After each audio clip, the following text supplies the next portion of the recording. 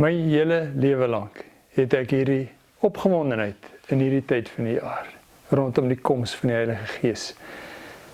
Ek was 55 jaar terug hier in Vryburg op skool gewees, in die koshuis. Ek het niks van die koshuis gehou nie, maar daar was 'n stuk genade gewees, en dit is Pinkstertyd. Het ons altyd na moedergemeente se kerk toe gegaan, ver gestap, en ek het niks verstaan nie, maar daar was iets bevrydends, iets helends gewees in Pinkster vir my. Die liedjies was anders, daar was nuwe energie. En dis hierdie tyd waarin ons nou binne gaan, en met goeie rede. Kom ons lees uit die Bybel, hoe die Here ons help om hierdie tyd reg te verstaan. Here, dankie vir die lewe wat U gebring het. Dat U 'n God is wat in ons harte werk. Ons hoef nie met harde werk en inspanning U te leer ken en tevrede te hou nie. U is daar. U werk op 'n manier wat natuurlik is, spontaan is. En in ons wêreld het U nodig, verskriklik nodig. En dankie dat U nou by ons kom sit en met ons gesels en ons saamvat. Dankie vir U woord. Amen. Ons gaan die Pinkstertyd binne en wil 'n bietjie vars kyk na die rol van die kerk in hierdie tyd. Want dit gebeur maklik dat ons voel dat die Heilige Gees gekom het om mense se lewens te verander en mense nuwe energie te gee, en jy kry mense wat indrukwekkende goed doen, en daar's tale en daar's genesings en daar's dinge wat ons doen, maar dan verstaan ons dit mis. Die Heilige Gees het by uitstek gekom om die kerk te vestig, om 'n klomp individue, en dis hoe dit was voor die Heilige Gees gekom het individue die volk gelei, en hulle potensiaal en hulle talente het die kerk of die gelowiges vorentoe gevat. Maar toe kom die Heilige Gees en hy begin gewone mense, eenvoudige mense, op 'n manier saamsnoer en 'n krag ontketen wat ons die limite nog nie van verstaan het nie. Dis die kerk. En kom ons lees 2 stukkies. Die eerste een is net 2 verse uit Efesiërs 1, waar gepraat word oor Jesus en sy verhouding met die kerk. Efesiërs 1 vers 22. Aan hom het God alles onderwerp, hom bo alles verhef en hom aangestel as hoof van die kerk. Die kerk is sy liggaam, die volheid van hom wat alles in almal vervul. En dan word hierdie kerk verder beskryf, die liggaam word vir ons verder beskryf, ons nou oor die hoof geleer. Nou interessant, daai woord is, die Griekse woord is kephale, dit teken die kop van die liggaam. So hy is die kop, en ons weet dat dis die sentrum is, vanuit die kop gebeur alles. Die kop het die totale beheer oor al die sintuie, en daar kom die besluite, daar kom die emosie. So Jesus is die hoof van die kerk, en nou sê hy, julle is my liggaam. 1 Korintiërs 12 vers 27. Julle is die liggaam van Christus, en afsonderlik is elkeen 'n lid daarvan. En in die kerk is daar mense aan wie God 'n bepaalde taak gegee het. Ten eerste is daar apostels, ten tweede profete, ten derde leraars. Verder is daar die wat wonderdade kan doen, dan die wat genadegawes ontvang het om mense gesond te maak, om hulp te verleen, om leiding te gee, of om ongewone tale of klanke te gebruik. Is almal miskien apostels, is almal profete, is almal leraars, kan almal miskien wonders doen, het almal die genadegawes om mense gesond te maak, of gebruik almal miskien ongewone tale of klanke, en kan almal dit uitlê. Lê julle toe op die beste genadegawes. Tot sover.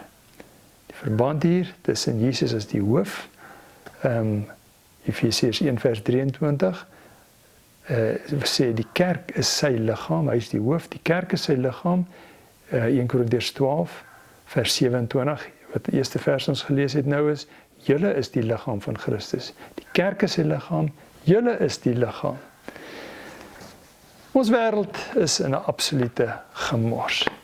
En dit kom van ver af. Een mens slaan jou hande saam As jy om deur die geskiedenis lees in wat se ellende mense geleef het, wat se verskriklike goed hulle deur is, al die peste, die oorloë, die manier hoe mense doodgemaak is, die hoeveelhede mense wat doodgemaak is, die siektes, dit was ellende van 'n skaal wat jy vir niemand kan beskryf nie. Ek lees onlangs, nou 'n paar dae terug, lees ek 'n bietjie in 'n geskiedenisboek van die land oor Chaka. Dis 'n verskriklike tyd in hierdie land gewees. Chaka het aktief mense afgemaai, doodgemaak. Hy het die binneland totaal geplunder en al wat hy gedoen het was om mense dood te maak. Groot groepe mense op een slag net dood te maak, te vermoor. Een van die berekeninge sê dat hy 2 miljoen mense vermoor het. Iemand anders sê dis 'n konservatiewe skatting. Hy het mense die hele wêreld vol laat vlug. Hulle het die wat nie vermoor is nie, het gevlug. Dit was chaos geweest. En met die koms van die voortrekkers het daar 'n bietjie van 'n stuk stabiliteit gekom. Kyk 'n bietjie na hierdie vreemde dinge in as ons dink die ellende van die wêreld het net te maak met die slegte dinge. Plekke van waar die hoop moet kom, op Amerikaanse kampusse gaan mense rond met 'n mikrofoon en vra vir studente eenvoudige vrae. Kyk bietjie wat hoor hulle. Can you tell me what 77 plus 33 is? 77 plus 33.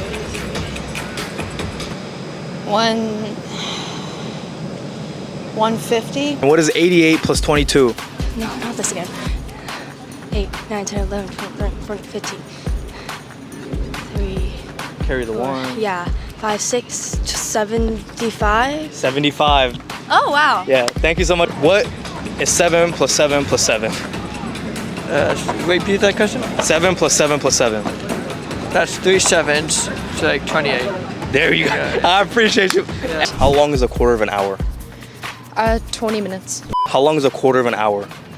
25 minutes? 25 minutes, okay. So if you say, I'm gonna meet you a 5:15, what time would that be? 5? 5:25? Okay, I was just making sure. Okay. Right, 5:25? Yeah. Can you name me 3 countries outside of North America? South America, There you go. Europe, Europe. and Asia. And Asia, there you go. Those are all continents though. Oh gosh. Iemand sê van hierdie studente wat my bang maak is, dis ons toekomstige leiers. Dis die mense wat ons toekoms moet beheer. Die wêreld word 'n al hoe slegter plek. Hy is in 'n verskriklike toestand. Ten spyte van vooruitgang. Mense dink dat nuwe tegnologie, nuwe maniere van kosgenerering, beter mediese fasiliteite moet dinge beter maak, maar dit word nie. Die ellende word al hoe groter. Jy kry goed op 'n aard wat jy nooit gedink het moontlik is nie. Die hele aanval deur Hamas in die laaste tyd. In Israel 7 Oktober. En in ons land is in 'n gemors. Die paaie is in 'n toestand wat jy net Johannes saamslaan en sê, hoe is dit moontlik? Misdaad. Die vlakke van misdaad, die manier hoe mense geroof word, karre geroof word, mense bang is om in hulle huise te wees. Plundering, daar's gereeld 'n groep wat een of ander ding oor kwaad is en dan brand hy die skool af en plunder die omgewing. En die wêreld waarin ons kinders moet leef, hulle sien hulle ouers se vrese en die stakings. In plaas van werk, ons het juis nie werk en nou staak ons nog verder en breek goed verder af. 'n Verkiesing op hande, die manipulasie wat aan die gang is, dit ruk mens. Dat jy 'n stem kry, glad nie die demokratiese stelsel word reg gebruik en jy haal iemand uit wat nie daar hoort nie. Jy kry mense deur hulle 'n Kentucky burger en 'n TM te gee. Daar's geen strategie vir verkiesing en toesprake en goed nie. Die ander partye het verkiesings, maar dan's daar 'n party wat net sommer mense manipuleer. Wat 'n siek wêreld leef ons in. In ons eie dorp, ek is so geruk die vorige Sondag. Ons maak reg om kerk toe te gaan en ons dam loop oor hier by die huis. En die mense staan strepe, hulle het weer nie water in Piet Plessis nie. Ek meen, kan jy dit voorstel met die tegnologie? Daar is water, daar is pompe, daar is pype. Hulle kry nie water nie by hulle huise nie. En hierdie mense en as jy nie water kry nie, raak jy wild. Dan begin jy rondkyk. Hulle staan ure en ure in 'n tou en wag vir 'n kraan wat in 'n dromme moet volmaak. Hulle staan die hele dag daar. Die mense loop rond, hulle staan by ons dam verby, hulle sien hier loop massas water, die dam loop oor. En hulle kom en vra, is daar nie 'n manier hoe julle ons dalk met water kan help nie? En ons vir hulle sê, nee, ons gaan jou nie help nie. Dit het my geruk, dit is verkeerd. 2024 sit ons met 'n huisbediende wat nie kan lees of skryf nie. In 2024 kry 'n 12-jarige kind nou die dag. Hy kan nie 6 eenvoudige sinne in Engels volg nie. 12 jaar oud. Oor 'n paar jaar moet hy regmaak om 'n loopbaan te maak. Hy moet werk kry. Hy moet iewers aansoek doen vir iets. Wat gaan van hom word? Wat gaan van ons word? Daai kind gaan nie kan weggaan nie, hy gaan nêrens kan heen gaan nie. Ek sit by 'n jong boer nou die dag en ek huil as ek sy moedeloosheid sien met sy vee wat gesteel word, sy pompe wat gesteel word. Ek meen as beeste nie water het nie, is nag. Hy kan nie die pompe wat water moet pomp is gesteel. Hulle kry die mense wat die pompe gesteel het. Hulle beplan nie om die pompe te verkoop of nie. Hulle het dit maar net gesteel en daar lê dit vir 2 jaar in 'n hoek van 'n kamer. Boere wat situasies het waar hulle vee diewe vang en daar geweld kom en is nag en daar's emosie en iewers gaan iemand iewers sneller trek en dan is 'n pa vir altyd in 'n tronk vir sulke gemors. In watse wêreld leef ons? Iemand vra iewers, sê hy vir iemand anders, ek het vir die Here gevra, hoekom lyk die wêreld? Of ek wil vir die Here vra, hoekom lyk die wêreld soos hy lyk? Hoekom is daar soveel ellende? Hoekom is daar soveel misdaad? Hoekom is daar soveel dood en onreg? En die een sê, maar hoekom vra jy hom nie? Hy sê, ek kan hom nie vra nie. Hy sê, hoekom kan jy hom nie vra nie? Hy sê, ek weet dit gaan sy antwoord. Hy sê, nou, wat bedoel jy? Hy sê, hy gaan vir my sê, ek het soveel vir julle gedoen. Ek het aan die kruis vir julle gesterf. Ek het julle aan mekaar verbind. Ek het julle nuwe lewe gegee. Ek het julle die ewige lewe gegee. Ek het julle 'n hegte groep gemaak. My gees is in julle. Hoekom lyk die wêreld soos hy lyk? Is dit die beste wat julle kan doen? En dit bring ons terug by ons skrifgedeelte. Wat sê, julle is die Here se liggaam. Hy is die hoof. Wat beteken, hy kyk met sy verstand en sy siening van behoeftes in die wêreld, kyk hy na nood. En hy sien mense raak, hy sien misdaad, hy sien stikkende paaie. Hy sien kinders wat nie kan Engels praat nie. Hy sien mense wat nie kan lees of skryf nie. Hy sien mense wat misdaad pleeg, wat steel. En dan sê hy, goed, dit geruk my, dit gryp my aan, dit is onaanvaarbaar, dit is nie wat ek het wil hê nie. En kom ek doen iets daaraan. En dan wil hy sy liggaam gebruik. En dan, waar is sy liggaam? Hulle dink nie eens daarin dat hulle sy liggaam is. En die verste wat hulle baie keer doen is om te sê, Here, doen 'n wonder. Genees die mense. Gee hulle geld, gee hulle water om Jesus ontwil. Amen. Is dit die verste wat ons kan gaan? Julle is my liggaam. En in hierdie tyd van wanhoop en frustrasie het ek ongelooflike hoop. Want daardie liggaam sien ek voor my. Mense wat die Here liefhet, eenvoudige mense, nederige mense wat nie voel dat hulle 'n reuse verskil kan maak nie, maar mense wat die gees van die Here in hulle het, wat die Here se gesindheid in hulle harte het, wat die Here se liefde in hulle het, wat die Here se omgee vir ander mense in hulle het. En daardie mense is die mense wat kom aanmeld en sê, Here, ek is u liggaam. Ek wil met ander Christene hande vat. Die feit is, op ons eie het ons nie 'n kans nie. Jy kan niks doen teen hierdie oormag as jy alleen is nie. Al bid jy hoe, al doen jy wat. Die Here het immers die kerk geskep vir sulke geleenthede. Hy het die kerk geskep vir 'n wêreld wat stikkend is. En die kerk kom en hy moet 'n verskil maak. En ons weet van die nood en al hierdie nood wat ons opnoem, van waar kom die besef van hierdie nood? Dit kom van Jesus af. Sy gees het in ons werk en hy maak in ons wakker hoe hy voel oor nood.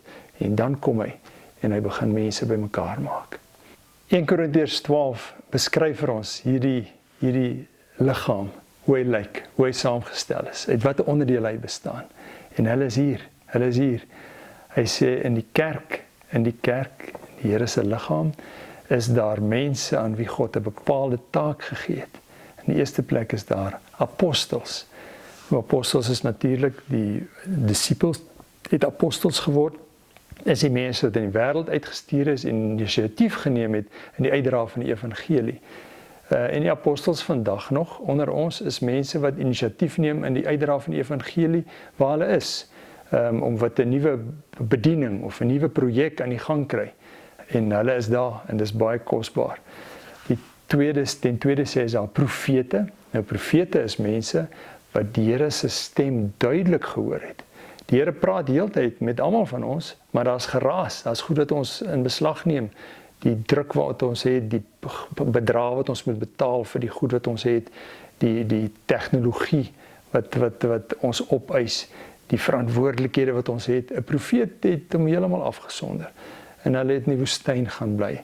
Hy was nie afhanklik geweest van die wisselkoers of van die regering of enige iets nie. Hy kon op die Here fokus, hy het eenvoudig geleef en hy kon die Here se wil verstaan. En die profete is hier onder ons. Mense wat duidelik na die Here luister, mense wat hulle nie op sleeptou laat neem deur die goed wat ons gewoonlik aftrek nie. Ten derde, leraars.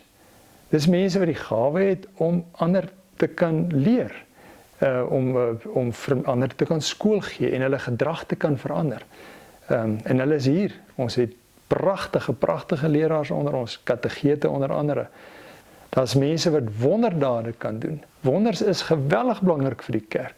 Die feit dat ons weet dat God die onmoontlike kan vermag, dat hy dinge regkry wat ons nie gedink het nie. En baie wonders gebeur, maar ons sien dit nie eens raak nie. En dan het jy mense wat ingestel is op die wonders wat God doen, genesingswonders, verhoudings wat reggekom het, watter ongewone ding God doen. Dit sien hulle raak, dit deel hulle met mense en dit inspireer ons. Die mense wat genadegawes ontvang het om ander gesond te maak. 'n geweldig belangrike een vir die evangelie en vir die gehalte van ons geloof na binne. Wanneer mens siek is die siekte die minste van jou moeilikheid. Die siekte, jou liggaamse siekte is nie 'n probleem nie. Jou gees word aangetast, jy word moedeloos. Jy kan nie meer aangaan nie. En die oomblik as jy dit doen, dan word jou immuniteit aangetast, die mense om jou word beïnvloed en almal word afgetrek. Mense wat die vermoë het om wanneer daar siekte kom, mense op te lig en gesond te maak, hulle gees gesond te maak en baie keer hulle liggaam ook gesond te maak. Mense wat hulp verleen, is dit nie kosbaar nie? Hoeveel van hulle is hier nie? Mense wat net kom sê, ek sal help, moet ek 'n bordjie eetgoed bring, kan ek goed aanreik, kan ek goed help dra, wat kan ek vir julle doen? Kan ek opruim? Wonderlike mense. Dit maak dit alles net so vinnig en maklik gebeur. Ons het 'n reuse ete wat ons voorberei. Ons het 'n ruk terug een gehad, 'n sending ete wat ons bietjie gevier het, wat 'n moontlikhede daar rondom die sending is. En dit was ongelooflik. Jy het net soos 'n koning kom sit en jy's bedien met die heerlikste kos. Alles was skoon en twee klasse is alles opgeruim deur die mense wat hulp verleen. Jy sien hulle nie, jy beleef hulle net. Om leiding te gee. Hierdie is 'n tyd wat ons moet beweeg. Ons kan nie maar hier rondmaal en sukkel en op mekaar se skouers huil en weer kla, nog 'n slag kla oor die politiek en al die goed nie. Daar's mense wat sê nee, kom ons gaan aan. Ons kan goed doen, ons kan 'n verskil maak. En hulle is hier. Mense wat ongewone tale gebruik. Dis die mense wat entoesiasme in hulle evangelie gehad het. So naby aan die Here geleef het dat gewone woorde nie meer genoeg was as hulle met God wil kommunikeer nie. Nou, dis aansteeklik en hulle is hier. Mense wat wanneer hulle die Here loof uit hulle harte uit hom loof en musiek uit woorde uitgaan. Hulle inspireer ons, hulle bring die energie en opgewondenheid. Dis hierdie is 'n klompie van die gawes wat die Bybel noem. Daar's nog ander in van Paulus se ander briewe en ander plekke in die Bybel ook. En dit is wat ten spyte van die verskrikking van die wêreld waarin ons leef en ten spyte van wat verkeerd is daar hierdie teken van hoop. Ons het aan die een kant die verwagtings van God, die planne wat hy met die wêreld het, aan die ander kant het ons die potensiaal van die mense wat dit kan bereik. En tussen daardie twee is daar hoop vir die wêreld vorentoe. En ons wil graag die Here vra om in hierdie tyd vir ons wysheid te gee. En in hierdie tyd van die Heilige Gees 'n afwagting te gee. Ons weet nog nie hoe nie, maar ons weet wat. En ons weet wie.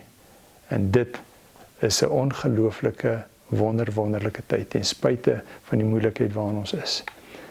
En kom ons bid die Here dat hy hierdie energie op 'n kreatiewe, konstruktiewe manier sal saamvat.